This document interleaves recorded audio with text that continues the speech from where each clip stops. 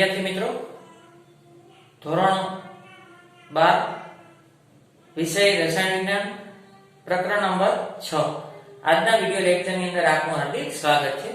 આગળના વિડિયો લેક્ચરની અંદર આપણે ધાતુ જો શુદ્ધ સ્વરૂપે જોતી હોય તો સૌપ્રથમ સંકેન્દ્રીકરણની પદ્ધતિનો ઉપયોગ કરવો પડે। સંકેન્દ્રીકરણમાં આપણે 4 પદ્ધતિનો અભ્યાસ કરેલો હતો। એક જલીય પ્રક્ષાલન, બીજું ચુંબકીય અલગીકરણ, ત્રીજું ફીણ પ્લવન પદ્ધતિ સલ્ફાઇડ યુક્ત કાચી ધાતુના સંકેન્દ્રીકરણ માટે, અને ચોથું હતું નિક્ષાલન, યોગ્ય કાચી ધાતુ યોગ્ય દ્રાવકમાં દ્રાવ્ય હોય તો। આ સંકેન્દ્રીકરણની પદ્ધતિ હતી।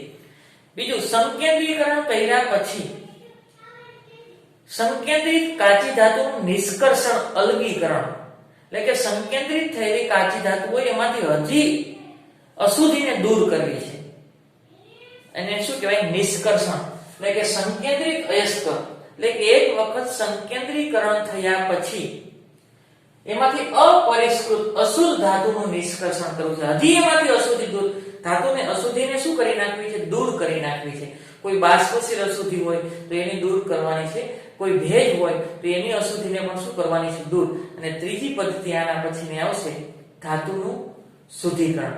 પેલું સંકેન્દ્રીકરણ, બીજું નિષ્કર્ષણ અને ત્રીજું શુદ્ધિકરણ। એમાં સંકેન્દ્રીકરણ કર્યા પછી અપરિષ્કૃત સંકેન્દ્રિત અયસ્ક, એક વખત સંકેન્દ્રીકરણ કર્યા પછી અપરિષ્કૃત એટલે કે અશુદ્ધ ધાતુનું નિષ્કર્ષણ, એમાંથી અશુદ્ધિને દૂર કરી નાખવી। તો અશુદ્ધ ધાતુનું નિષ્કર્ષણ કરતા પહેલા થોડીક બાબતોને ધ્યાન રાખવાની છે। જો ઓક્સાઇડ યુક્ત કાચી ધાતુ હોય અને સલ્ફાઇડ યુક્ત કાચી ધાતુ હોય તો પહેલા ઓક્સાઇડની પસંદગી કરવી, કારણ કે ઓક્સાઇડના રિડક્શન સરળ છે। ઓક્સાઇડના રિડક્શન કેવા છે? સરળ। આપણે જો ઓક્સાઇડ યુક્ત કાચી ધાતુ હોય અને સલ્ફાઇડ યુક્ત કાચી ધાતુ હોય તો પહેલા ઓક્સાઇડની પસંદગી કરવી। સલ્ફાઇડ યુક્ત કાચી ધાતુના રિડક્શન મુશ્કેલ છે। સલ્ફાઇડ યુક્ત કાચી ધાતુના રિડક્શન કેવા છે? મુશ્કેલ।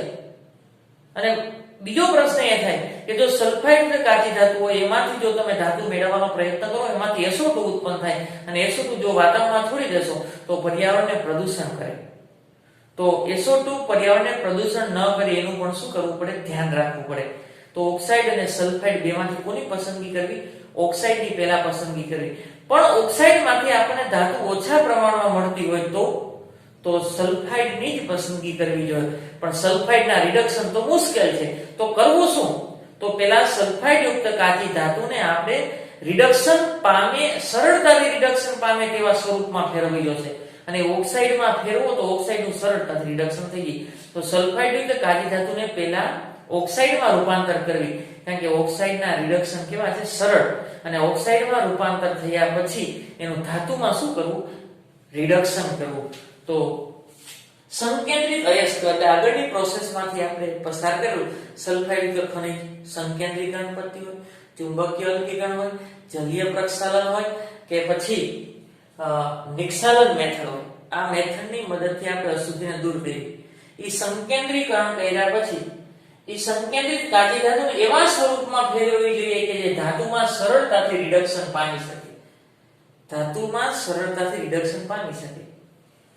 સલ્ફાઇડ અયસ્કનું રિડક્શન મુશ્કેલ છે, તો કરવું શું? તો સલ્ફાઇડ યુક્તને પહેલા શેમાં ફેરવવી? ઓક્સાઇડમાં। આથી રિડક્શન કરતા પહેલા છે ને શેમાં ફેરવવી? ઓક્સાઇડમાં ફેરવી નાખો, કારણ કે ઓક્સાઇડના રિડક્શન સલ્ફાઇડ કરતા સરળ છે। અને બીજું, સલ્ફાઇડ એમાંથી SO2 ઉત્પન્ન થાય જે પર્યાવરણને શું કરે? પ્રદૂષણ। તો સલ્ફાઇડના અયસ્કના, સલ્ફાઇડ કાચી ધાતુના રિડક્શન મુશ્કેલ છે, તો રિડક્શન કરતા પહેલા શેમાં ફેરવવી? ઓક્સાઇડમાં પરિવર્તન કરવી। આથી સલ્ફાઇડની તુલનામાં ઓક્સાઇડનું રિડક્શન કરવું વધારે સરળ બને, એટલે કે ઓક્સાઇડનું રિડક્શન કેવું બને છે? સરળ। હવે અયસ્કમાંથી ધાતુના નિષ્કર્ષણ, ધાતુનું નિષ્કર્ષણ કરવું છે, ધાતુને છૂટી પાડવી છે, ધાતુને છૂટી પાડવી છે, અશુદ્ધિને દૂર કરવી છે। તો એના માટે 2 તબક્કા છે। અયસ્ક એટલે સંકેન્દ્રીકરણ કર્યા પછી જે અયસ્ક કાચી ધાતુ વધે છે એનું પહેલા ઓક્સાઇડમાં પરિવર્તન કરવું, અને ઓક્સાઇડમાં પરિવર્તન કર્યા પછી એ ઓક્સાઇડનું ધાતુમાં શું કરવું? રિડક્શન। નિષ્કર્ષણ માટેના 2 તબક્કા છે, અયસ્કનું ઓક્સાઇડમાં પરિવર્તન અને ઓક્સાઇડનું ધાતુમાં રિડક્શન। સંકેન્દ્રિત અયસ્કમાંથી અપરિષ્કૃત અશુદ્ધ ધાતુનું નિષ્કર્ષણ એટલે કે અશુદ્ધિને છૂટી પાડવી છે, મહત્તમ અશુદ્ધિને છૂટી પાડવી છે. તો એમાં સલ્ફાઇડ યુક્ત કાચી ધાતુ હોય તો એના રિડક્શન મુશ્કેલ છે. તો પેલા ઓક્સાઇડમાં રૂપાંતર અને ઓક્સાઇડનું ધાતુમાં રિડક્શન. ઓક્સાઇડમાં રૂપાંતર માટે બે પદ્ધતિ છે, એક નિસ્થાપન, નિસ્થાપનને બીજું કહેવાય કેલ્સિનેશન. શું કહેવાય? કેલ્સિનેશન. અને બીજી પદ્ધતિ છે ભુંજન. બીજી પદ્ધતિ કઈ છે? ભુંજન. હવે ધ્યાન રાખજો, આઈએમપી પ્રશ્ન છે નિસ્થાપન ને શું, એમાં પદ્ધતિમાં શું હોય? ધાતુને તેના એટલે અશુદ્ધ ધાતુ છે તેના ગલન બિંદુથી નીચા તાપમાને ઓક્સિજનની ગેરહાજરીમાં, ધ્યાન રાખજો હવાની ગેરહાજરીમાં, હવા એટલે મોટું અને ગેરહાજરીમાં ગરમ કરવાનું, માત્ર ને માત્ર ગરમ કરવાના છે. પણ એના ગલન બિંદુથી નીચા તાપમાને ધાતુનું જે ગલન બિંદુ હોય, ધાતુ જે તાપમાને પીગળતી હોય એના કરતા નીચા તાપમાને ગરમ કરવાનું છે. ગરમ તો થાય, ઓક્સિજનની જરૂર ન પડે ગરમ કરવા માટે.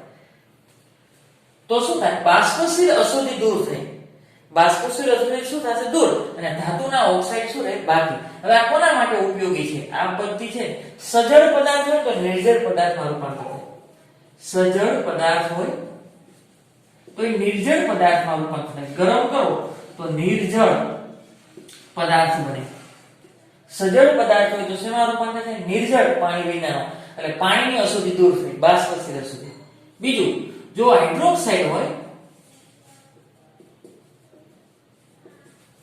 જો હાઇડ્રોક્સાઇડ હોય તો એ ઓક્સાઇડમાં રૂપાંતર થાય. હાઇડ્રોક્સાઇડ હોય એને ગરમ કરવાથી ઓક્સાઇડમાં રૂપાંતર થાય. તો ઓક્સાઇડના રિડક્શન સરળ છે. આગળ, જો કાર્બોનેટ હોય, કાર્બોનેટ એટલે CO3 તો એને ગરમ કરવાથી, માત્ર ગરમ કરવાનું છે, ઓક્સિજન ન હોય તો એ ઓક્સાઇડમાં રૂપાંતર થાય. શેમાં રૂપાંતર થાય? ઓક્સાઇડ. અને ઓક્સાઇડના રિડક્શન કેવા છે? સરળ. દાખલા તરીકે પેલું સજળ પદાર્થ હોય તો નિર્જળ પદાર્થમાં રૂપાંતર થાય. તો દાખલા તરીકે પેલું આ Fe2O3 x મોલ H2O છે, અવસ્થા છે સોલિડ. તો આ ભેજની અશુદ્ધિ છે તો એને ગરમ કરો. Fe નું જેટલું ગલન બિંદુ હોય એનાથી નીચા તાપમાને તો આ ભેજ દૂર થઈ જાય. Fe2O3 સોલિડ સ્વરૂપે મળશે અને બાષ્પશીલ અશુદ્ધિ H2O ગેસ, બાષ્પશીલ અશુદ્ધિ શું થઈ ગઈ? દૂર. x mall H2O. આગળ હું કાર્બોનેટનું ઉદાહરણ લઉં. દાખલા તરીકે ZnCO3 સોલિડ સ્વરૂપે છે, જેને ગરમ કરવામાં આવે તો હજી અશુદ્ધિ દૂર થાય. શેમાં રૂપાંતર થાય? ZnO સોલિડ અને આ CO2 ની અશુદ્ધિ દૂર થઈ. શેની? CO2 ગેસ, એની અશુદ્ધિ શું થઈ? દૂર. તો બાષ્પશીલ દ્રવ્યો છે, અશુદ્ધિ, પાણી બાષ્પશીલ, CO2 બાષ્પશીલ, અશુદ્ધિ દૂર થઈ. આગળ PbCO3 હોય સોલિડ તો એને ગરમ કરો તો શેમાં રૂપાંતર થાય? PbO solid plus CO2 gas, બાષ્પશીલ અશુદ્ધિ દૂર થાય. આગળ CaCO3 MgCO3 કાર્બોનેટ સોલિડ તો એને ગરમ કરવાથી કાર્બોનેટ હોય તો શેમાં ફેરવાશે? ઓક્સાઇડમાં. આનો ઓક્સાઇડ શું થાય? CaO સોલિડ પ્લસ એમાંથી શું ઉત્પન્ન થશે? CO2 ગેસ, એ વાતાવરણમાં વહી જશે. આગળ MgCO3 તો એનું રૂપાંતર એના ઓક્સાઇડમાં, MgO ઓક્સાઇડ. પછી ઓક્સાઇડનું રિડક્શન કરવું સરળ છે અને એમાંથી બીજું શું છૂટું પડશે? CO2 ગેસ, એટલે કે 2 મોલ CO2 છૂટા પડ્યા. તો કાર્બોનેટ હતો તો ઓક્સાઇડમાં ફેરવાનો, આ પણ કાર્બોનેટ હતો ઓક્સાઇડમાં ફેરવાનો, અને આ સજળ પદાર્થ હતો તો નિર્જળ, પાણીનો દૂર છે નિર્જળ. અને હાઇડ્રોક્સાઇડ હોય દાખલા તરીકે CuCO3 COHY આવું હોય તો એને ગરમ કરવામાં આવે. CuCO3 COHY આવું હોય તો CuO સોલિડ મળશે, આ સોલિડ છે, અને બીજું શું મળશે? CO3 gas. હવે આ બાષ્પશીલ અશુદ્ધિ દૂર થઈ. બીજું આનું રૂપાંતર હાઇડ્રોક્સાઇડ નું કેમાં રૂપાંતર? ઓક્સાઇડમાં, એટલે CO પ્લસ સોલિડ. અને બીજું આમાંથી શું છૂટું પડશે? OH minus, OH minus, hydroxide પાણી H2O ગેસ, પાણી સ્વરૂપે શું થઈ ગયું? છૂટો પડી ગયો. હાઇડ્રોજન 2 આ બે ઓક્સિજન બે તો એક આની સાથે વહ્યો અને એક પાણી સાથે, તો બાષ્પશીલ અશુદ્ધિ દૂર થઈ. કાર્બન ડાયોક્સાઇડ એટલું યાદ રાખજો, સજળ પદાર્થ હોય તો નિર્જળમાં માત્ર ને માત્ર શું કરવાનું છે? ગરમ. હાઇડ્રોક્સાઇડ હોય તો ઓક્સાઇડમાં, હાઇડ્રોક્સાઇડ હોય તો ઓક્સાઇડમાં ફેરવવાનું. કાર્બોનેટ હોય તો પણ શેમાં ફેરવાય? ઓક્સાઇડમાં. આ પદ્ધતિ છે એમાંથી કેલ્સિનેશન ની અંદર. કેલ્સિનેશન નું બીજું નામ શું થાય? નિસ્થાપન. એ ધ્યાન રાખજો બે. અને આ ઓક્સાઇડમાં રૂપાંતર થઈ ગયું અને ઓક્સાઇડમાં રૂપાંતર થયા પછી એના રિડક્શન સરળ છે.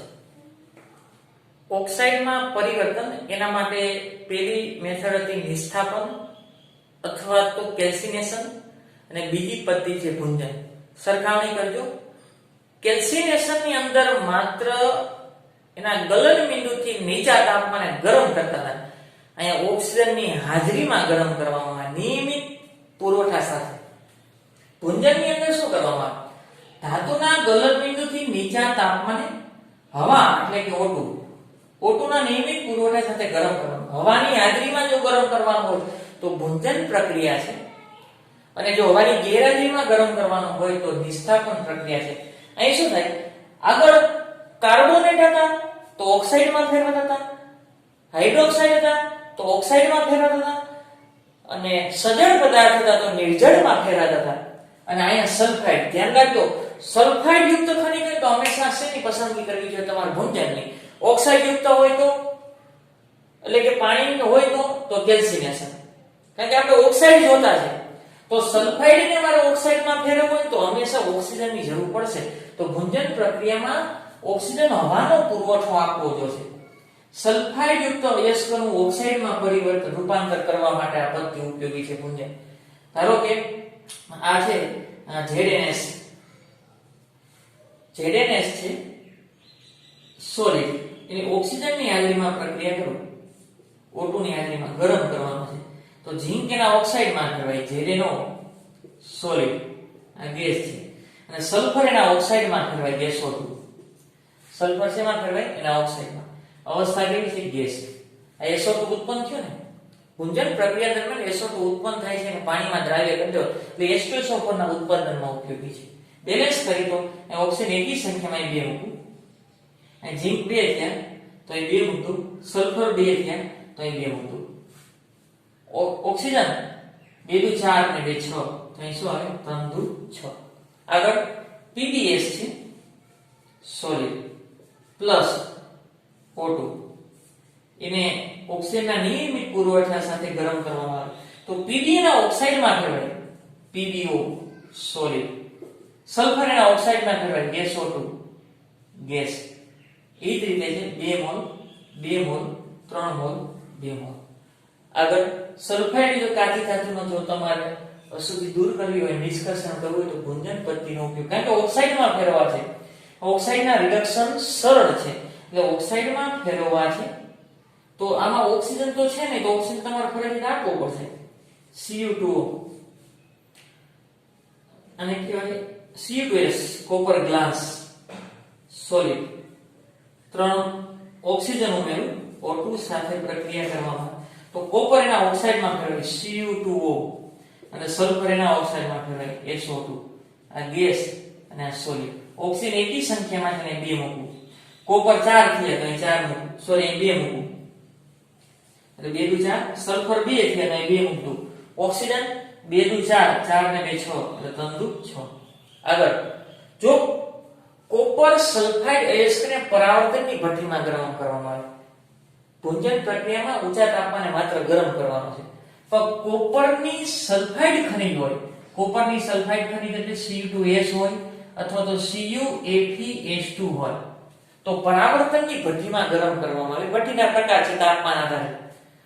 કોપરની સલ્ફાઇડ ડાયસલ્ફાઇડ યુક્ત ખનિજ છે, આને કહેવાય copper pyrite, CuFeS2 copper pyrite, અને કોપર ગ્લાસ કહેવાય. શું કહેવાય? Copper glass.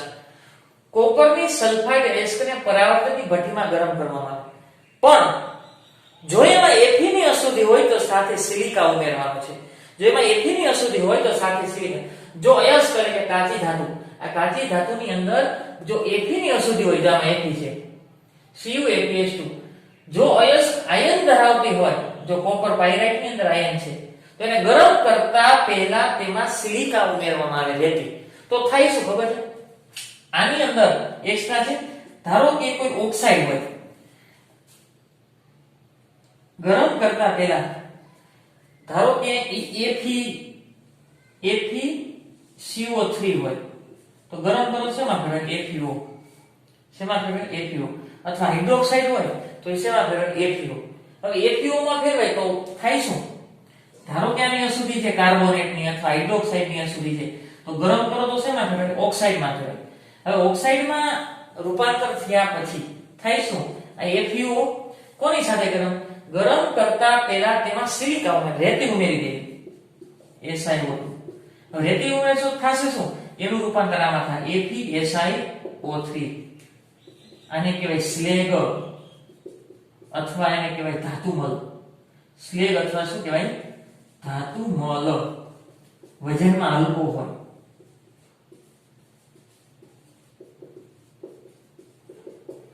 સ્લેગ અથવા શું મળે છે એને બીજું કહેવાય ધાતુમલ. એ વજનમાં કેમ હોય? હલકો. એટલે ભઠ્ઠીની અંદર તરીને ક્યાં આવશે? ઉપર.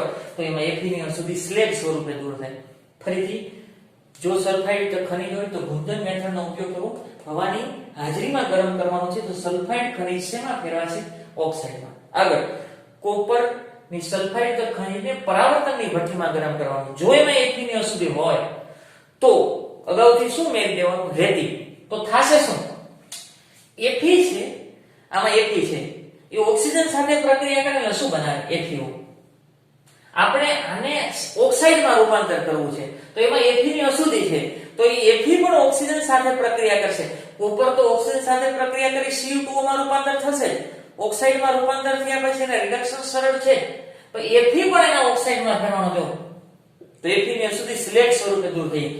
આમાંથી આ કોપર ઓક્સિજન સાથે પ્રક્રિયા કરી Cu2O બનાવે, ઓક્સાઇડ બનાવવો છે.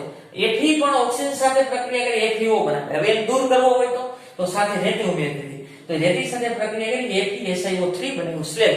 એ વજનમાં કેવો છે? હલકો.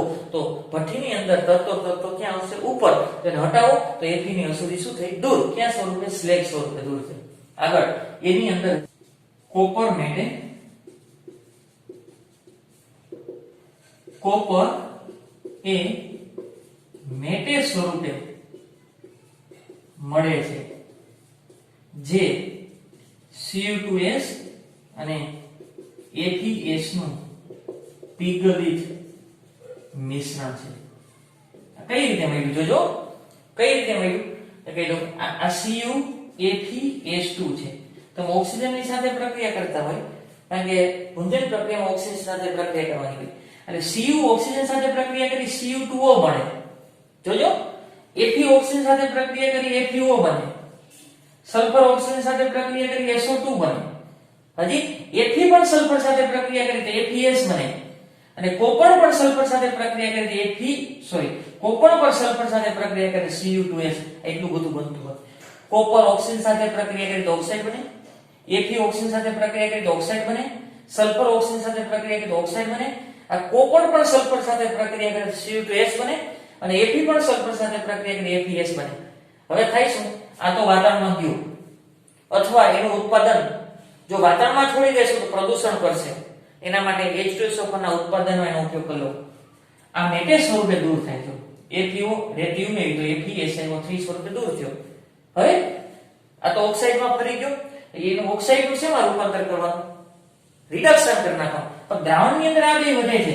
FeS અને Cu2S ઊંચા તાપમાનને કારણે પીગલિત મિશ્રણ મળે છે. એને શું કહેવાય? કોપર મેટે. તેને શું કહેવાય? કોપર મેટે. ધ્યાન રાખજો MCQ માટે ખાસ.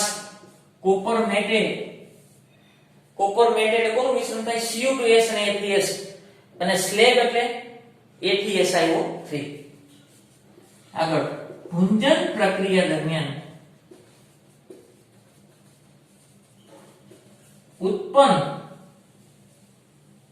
થતો SO2 એ H2SO4 ના ઉત્પાદનમાં વપરાય. ભુંજન પ્રક્રિયા દરમિયાન SO2 ઉત્પન્ન થાય. જો તમે વાતાવરણમાં છોડી દેશો તો પર્યાવરણને નુકસાન કરતા છે. તેને ભેગો કરવો અને SO2 નો ઉપયોગ ક્યાં કરવો? H2SO4 ના ઉત્પાદન. ઓક્સાઇડમાં રૂપાંતર કર્યા પછી ધાતુનું રિડક્શન કરવું જરૂરી છે. જો ધાતુના ઓક્સાઇડનું રિડક્શન કરવું હોય તો યોગ્ય રિડક્શન કર્તાની જરૂર પડે. કાર્બન મોનોક્સાઇડ અથવા અન્ય ધાતુ છે એ રિડક્શન કરતા છે, મેગ્નેશિયમ અથવા એલ્યુમિનિયમ. હવે પ્રક્રિયા દરમિયાન થાય શું? ધાતુનો ઓક્સાઇડ હોય, ધાતુનો ઓક્સાઇડ જો રિડક્શન કરતા સાથે પ્રક્રિયા કરે તો રિડક્શન કરતા પોતાનું ઓક્સિડેશન કરે, એટલે ધાતુના ઓક્સાઇડમાંથી ઓક્સિજન એને મળે એટલે એ ઓક્સાઇડમાં રૂપાંતર થાય અને ધાતુ ઓક્સાઇડ ધાતુમાં મુક્ત થશે. એટલે રિડક્શન કરતાનું ઓક્સાઇડમાં ઓક્સિડેશન થશે, ધાતુ ઓક્સાઇડનું શું થઈ જશે? રિડક્શન. તો પ્રશ્ન એ છે, ઘણા ઓક્સાઇડ વધારે પડતા સ્થાયી હોય, ઘણા ઓક્સાઇડ વધારે પડતા સ્થાયી હોય તો સામાન્ય રિડક્શન કરતાની મદદથી રિડક્શન થતું નથી, તો ત્યારે તમારે ઇલેક્ટ્રોન દાખલ કરવો પડે અને ઇલેક્ટ્રોન દાખલ કરવાની ક્રિયાને પણ રિડક્શન જ કહેવાય. પણ એ રિડક્શન પ્રક્રિયાને ઇલેક્ટ્રોનેશન તરીકે ઓળખવામાં આવે. આ બધી જ રિડક્શન પ્રક્રિયા દરમિયાન ઇલેક્ટ્રોનનો ઉમેરો કરવામાં આવે. રિડક્શન પ્રક્રિયા દરમિયાન ઇલેક્ટ્રોન ઉમેરો કરો છો એને ઇલેક્ટ્રોનેશન કહેવાય. અને દરેક રિડક્શન પ્રક્રિયાની અંદર તમારે તાપમાન આપવું પડશે, ગરમ કરવું પડશે. જો ઓક્સાઇડનું ધાતુમાં રિડક્શન, ધાતુ ઓક્સાઇડના રિડક્શનમાં રિડક્શન કરતા તરીકે વર્તતા અન્ય પદાર્થ સાથે, કોણ? ધાતુ ઓક્સાઇડને કોની સાથે ગરમ કરવામાં આવે? ધાતુ ઓક્સાઇડને રિડક્શન કરતા પદાર્થ સાથે ગરમ કરવામાં આવે. તો રિડક્શન કરતા પદાર્થ તરીકે તમે કોનો ઉપયોગ કરી શકો? કાર્બનનો ઉપયોગ કરી શકો, કાર્બન મોનોક્સાઇડનો ઉપયોગ કરી શકો અથવા અન્ય ધાતુ એ રિડક્શન કરતા તરીકે. હવે થાય શું? ધારો કે ઓક્સાઇડ છે MxOY, આ ઓક્સાઇડ છે અને Y મોલ હું કાર્બન લઉં, આ રિડક્શન કરતા છે. આ શું છે? રિડક્શન કરતા. હવે રિડક્શન કરતા ગરમ કરવામાં આવે તો ગરમ તો કરવું જ પડશે, એટલે રિડક્શન કરતાનું ઓક્સિજનમાં ઓક્સાઇડમાં રૂપાંતર થઈ જશે. શું મળ્યું? Y mall CO. તો રિડક્શન કરતા કાર્બનનો ઓક્સિજન ઉમેરો છે એટલે રિડક્શન કરતાનું ઓક્સિડેશન થઈ ગયું અને આમાંથી ઓક્સિજન દૂર થયો એટલે X મોલ ધાતુ મળી ગઈ. X મોલ શું મળી ગયું? ધાતુ સોલિડ સ્વરૂપે મળી ગઈ અને ગેસ સ્વરૂપે. રિડક્શન કરતા, આ રિડક્શન કરતા એ ધાતુ ઓક્સાઇડ, આ ધાતુ ઓક્સાઇડ ના રિડક્શન કરતા ધાતુ ઓક્સાઇડના ઓક્સિજન સાથે સંયોજે, આ ઓક્સિજન આની સાથે સંયોજે અને તેમાં રહેલા ધાતુને મુક્ત કરે. તો આ ધાતુનો ઓક્સાઇડ છે, આ રિડક્શન કરતા છે, રિડક્શન કરતા આ ધાતુના ઓક્સિજન સાથે સંયોજે તો એનું ઓક્સાઇડમાં રૂપાંતર થઈ જાય અને ધાતુ ઓક્સાઇડમાંથી ધાતુ શું થઈ જાય? મુક્ત થઈ જાય, એનું રિડક્શન થઈ જાય. દાખલા તરીકે Fe2O3 છે, એ 3 છે ને, તો 3 મોલ હું કાર્બન લઉં તો અહીંયા શું મળશે? 3 કાર્બન ને 3 ઓક્સિજન, તો 3 મોલ CO છૂટો પડે ગેસ સ્વરૂપે અને 2 મોલ શું મળી જશે? Fe. જો Fe મળી ગયું પછી એનું શું કરી નાખવાનું? શુદ્ધિકરણ. ધાતુ ઓક્સાઇડ આપણે શું કર્યું પેલા? સલ્ફાઇડ યુક્ત હોય તો એને ઓક્સાઇડમાં ફેરવવી પડે. શું કામ ઓક્સાઇડમાં ફેરવવી પડે? સલ્ફાઇડના રિડક્શન મુશ્કેલ છે, ઓક્સાઇડમાં ફેરવે અને ઓક્સાઇડમાં રૂપાંતર કરવા માટેની બે પદ્ધતિ. એક કેલ્સિનેશન. કેલ્સિનેશન ક્યારે વાપરી શકો? ખાસ ધ્યાન રાખજો, ઓક્સાઇડ હોય તો, ભેજ હોય તો અને હાઇડ્રોક્સાઇડ હોય તો કેલ્સિનેશનની પસંદગી કરવી. સલ્ફાઇડ હોય તો ઓક્સાઇડમાં રૂપાંતર કરવા માટે ભુંજનની પદ્ધતિની પસંદગી કરવી. ઓક્સાઇડમાં પરિવર્તન બે હતું, એક કેલ્સિનેશન, એનું બીજું નામ નિસ્તાપન અને બીજું શું હતું? ભુંજન. બીજું શું હતું? ભુંજન. અને બીજું ઓક્સાઇડમાં રૂપાંતર કર્યા પછી એનું રિડક્શન કરવું. તો રિડક્શન કરતાની હાજરીમાં રિડક્શન કરો. ધારો કે કાર્બન મોનોક્સાઇડ લો, એનું કાર્બન ડાયોક્સાઇડમાં રૂપાંતર, ઓક્સિજન સાથે સંયોજન, એનું ઓક્સિડેશન થાય અને ધાતુ ઓક્સાઇડનું શું થાય? ધાતુમાં રિડક્શન થાય. હવે પ્રશ્ન એ છે, કેટલાક ધાતુના ઓક્સાઇડ સહેલાઈથી રિડક્શન પામે. દાખલા તરીકે Fe2O3 છે એ સહેલાઈથી રિડક્શન થઈ જાય એટલે આ સામાન્ય રિડક્શન કરતા કાર્બન વાપરી શકો, કાર્બન મોનોક્સાઇડ વાપરી શકો, મેગ્નેશિયમ અને એલ્યુમિનિયમ પણ વાપરી શકો. પણ કેટલાક ઓક્સાઇડ એટલા બધા સ્થાયી હોય સામાન્ય રિડક્શન કરતાની મદદથી રિડક્શન થતું નથી. કેટલાક રિડક્શન કરવા માટે ઘણા મુશ્કેલ છે. આ Al2O3 એ એટલો બધો સ્થાયી છે, એનું આ રિડક્શન કરતાની મદદથી રિડક્શન થતું નથી, તો એને તમારે ઇલેક્ટ્રોન આપવા પડે અને ઇલેક્ટ્રોન આપો તો એ પ્રક્રિયાને ઇલેક્ટ્રોનેશન કહેવાય. શું કહેવાય? ઇલેક્ટ્રોનેશન. શું કામે આને રિડક્શન કરવા મુશ્કેલ છે? કારણ કે એની સપાટી પર ઓક્સાઇડનું નિષ્ક્રિય કવચ થઈ ગયું. એની સપાટી પર ઓક્સાઇડનું નિષ્ક્રિય કવચ થઈ ગયું એટલે સ્થાયી રચના થઈ ગઈ. તો એ સામાન્ય રિડક્શન કરતાની મદદથી રિડક્શન થતું નથી. તેથી ઇલેક્ટ્રોનના સંદર્ભમાં ધાતુ આયન દ્વારા ઇલેક્ટ્રોન મેળવવો જરૂરી છે. ધારો કે આ ધાતુ આયન n+ હોય, એને તમે જો ઇલેક્ટ્રોન આપો તો એ શેમાં રૂપાંતર થાય? m માં. શેમાં રૂપાંતર થાય? m માં રૂપાંતર થયું. અહીંયા ઇલેક્ટ્રોનનો ઉમેરો થયો એટલે એને શું થયું કે રિડક્શન. ઇલેક્ટ્રોનનો ઉમેરો થયો એટલે શું કે રિડક્શન. ધારો કે આની વાત કરી, આ Al3+ છે, એને હું 3 ઇલેક્ટ્રોન આપું. 3 ઇલેક્ટ્રોન આપું તો શેમાં કહેવાય? Al માં. અહીં ઓક્સિડેશન આંક +3, આનો ઓક્સિડેશન આંક 0, ઓક્સિડેશન આંકમાં ઘટાડો એટલે રિડક્શન કહેવાય. તો ઇલેક્ટ્રોન સાથે સંકળાયેલી પ્રક્રિયાને ઇલેક્ટ્રોનેશન કહેવાય.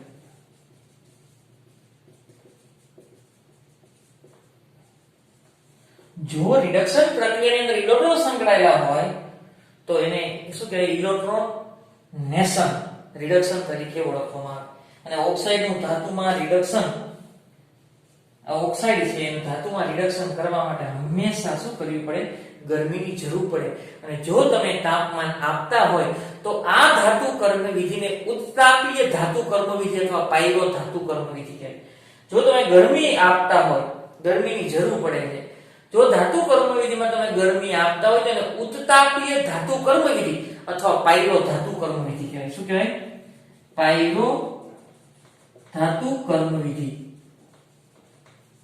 પાયરો ધાતુ કર્મ વિધિ તરીકે ઓળખાય. અસ્તુ.